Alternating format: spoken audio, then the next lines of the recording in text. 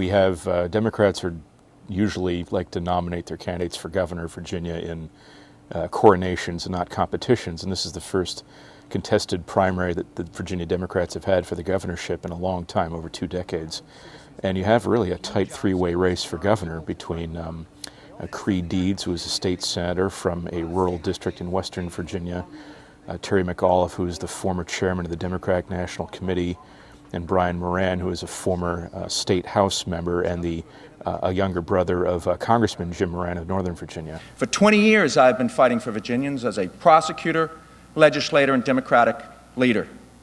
The next governor, especially in these difficult times, must have the ability and the experience to get things done, the vision to get the right things done, and the courage and commitment to fight for it. If you're looking for someone to go to Richmond, to shake it up, think out of the box with a business background, who is willing to go down and take on those tough issues, who hasn't been part of all these partisan battles and will bring a new fight down there, I will fight for you every single day as governor. I'm the only candidate in this race that can bring people together from both sides of the aisle, from all parts of Virginia, to make sure we get transportation solved and we get this Commonwealth moving again.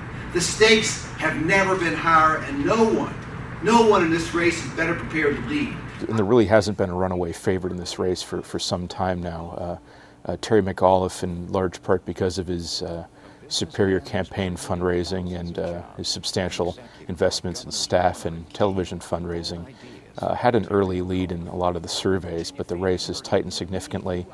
Creed Deeds has really moved from third place, lagging behind the other two candidates, to really a three-way tie for first, and he seems to be peaking at just about the right time. So he is as likely to win as is McAuliffe or Moran. We've been taken for granted for a long time, been underestimated, but we're surging right now.